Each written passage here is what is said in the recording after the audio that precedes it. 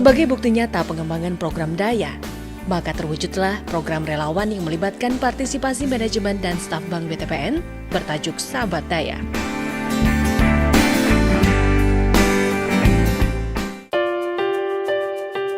Dan untuk kiat sehat, maka berikut langkah-langkahnya.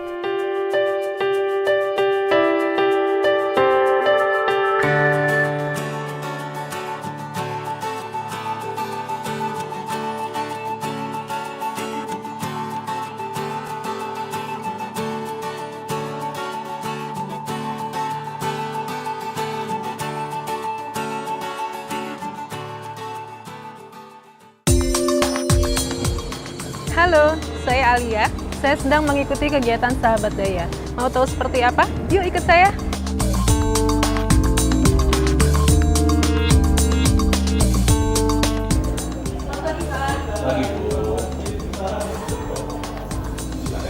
Terima kasih.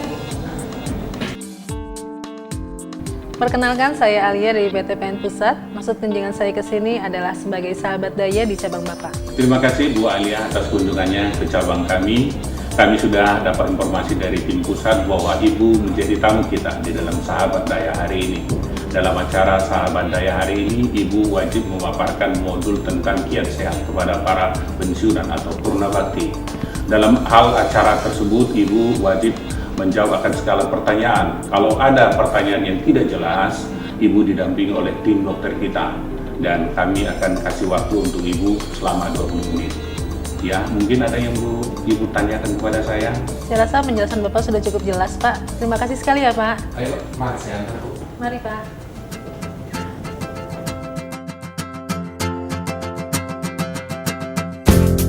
Semangat pagi. Apa kabar? Semangat pagi buat bapak-bapak dan ibu-ibu para pensiun Purnabakti. Selamat datang di kantor BTPN Bekasi. Pagi ini kita kedatangan tamu, Ibu Alia dari kantor pusat sebagai sahabat daya. Sahabat daya ini adalah dari karyawan BTPN yang ingin berbagi kiat sehat untuk para bapak-bapak dan ibu-ibu. Untuk mempersingkat waktu, saya persilakan kepada Ibu Alia. Terima kasih Pak Dompak. Assalamualaikum warahmatullahi wabarakatuh. Salam sejahtera bagi kita semua. Semangat pagi. Apa kabar? Terima kasih Bapak dan Ibu untuk waktunya meluangkan di pagi hari hadir di sesi pagi ini. Nah, untuk kesempatan hari ini, saya akan memaparkan kiat sehat kebersihan lingkungan.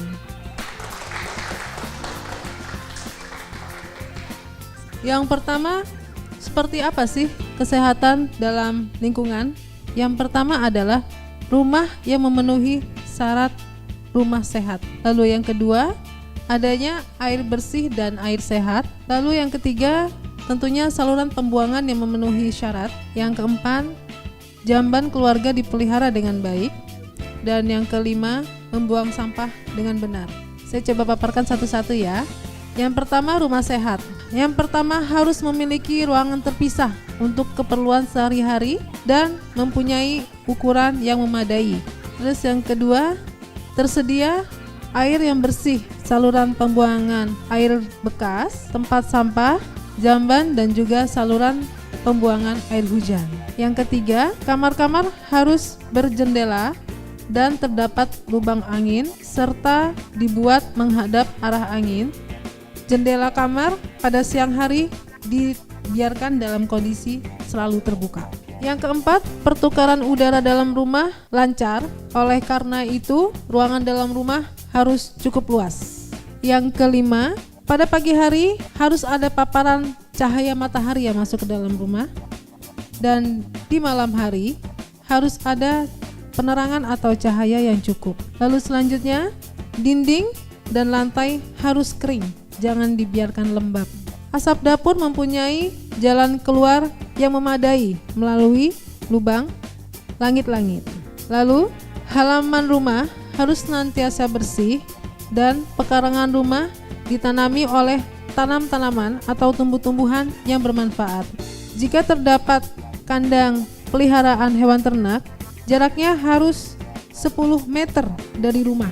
Itu adalah jarak yang paling ideal. Yang selanjutnya, tidak terdapat jentik-jentik nyamuk, kecoa, lalat, atau tikus di dalam rumah. Nah, bagaimana air yang bersih dan sehat? Air yang bersih dan sehat adalah air yang jernih, tidak berbau dan tidak berwarna, tidak berasa dan tidak tampak adanya kotoran, kuman, atau serangga. Yang pertama, sumbernya dari sumur pompa tangan. Mungkin kalau zaman sekarang agak susah ya kita menemukan pompa tangan ya. Sekarang kita pakai Sanyo atau jet pump ya. Terus yang kedua, sumur gali tertutup. Terus yang ketiga, mata air yang dirawat atau dari air perpipaan. Yang keempat, penampungan air hujan jika tidak ada sumber air lainnya. Kita harus memperhatikan beberapa cara untuk memperoleh air yang sehat. Yang pertama, harus mengambil dari sumber air yang sehat dan bersih. Tempat penampungan airnya harus bersih. Yang ketiga, wadahnya juga harus dalam kondisi tertutup. Yang keempat, airnya yang akan kita minum harus dimasak sampai mendidih. Ya, jadi kalau mendidihnya belum maksimal, jangan dikonsumsi dulu, harus maksimal. Yang terakhir, alat-alat minum itu harus bersih. Nah, air bekas atau air limbah adalah air bekas dari kamar mandi, dapur, atau cucian yang dapat mengotori sumur, sungai, bahkan danau. Kalau air bekas itu tidak dibuang, akibatnya akan apa? Yang pertama, akan mengganggu kesehatan. Yang kedua, mengganggu pemandangan. Dan yang ketiga, tentunya akan menimbulkan bau yang busuk. Yang keempat, menjadi sarang nyamuk yang dapat menularkan penyakit. Yang kelima, mencemari sumber air minum. Dan yang terakhir, mengurangi luas tanah yang akan digunakan. Nah, untuk kebersihan jamban itu harus seperti apa? Yang ideal, pertama, setelah jamban digunakan, saluran jamban disiram dengan air sehingga tidak ada lagi kotoran. Terus yang kedua, sediakan air yang cukup untuk cebok dan menyiram lubang jamban. Kemudian gunakan sabun untuk mencuci tangan. Dan yang terakhir, bila kita keluar dari toilet atau dari jamban, kita harus memastikan bahwa jamban bersih setelah kita gunakan.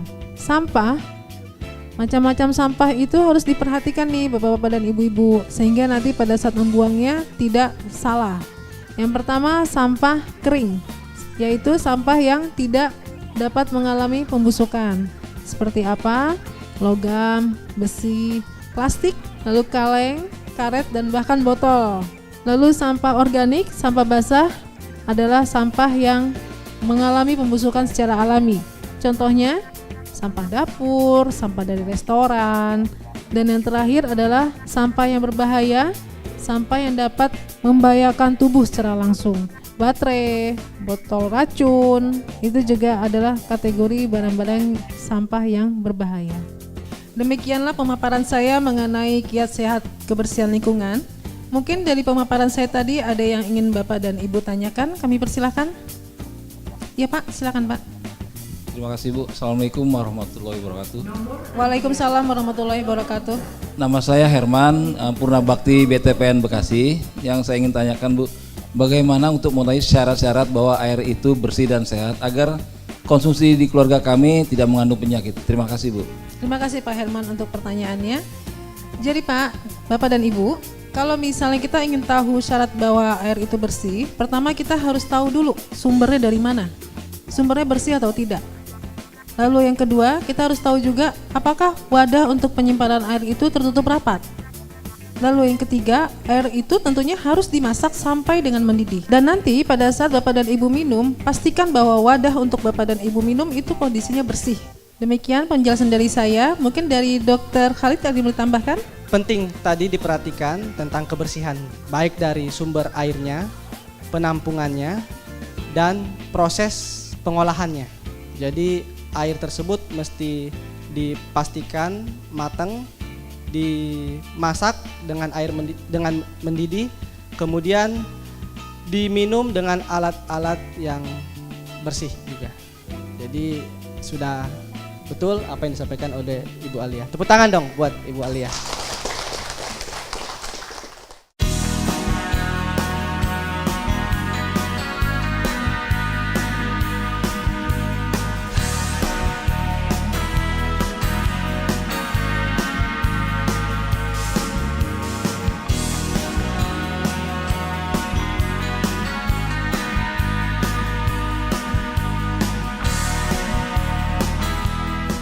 Demikianlah rangkaian dari kegiatan Sahabat Daya.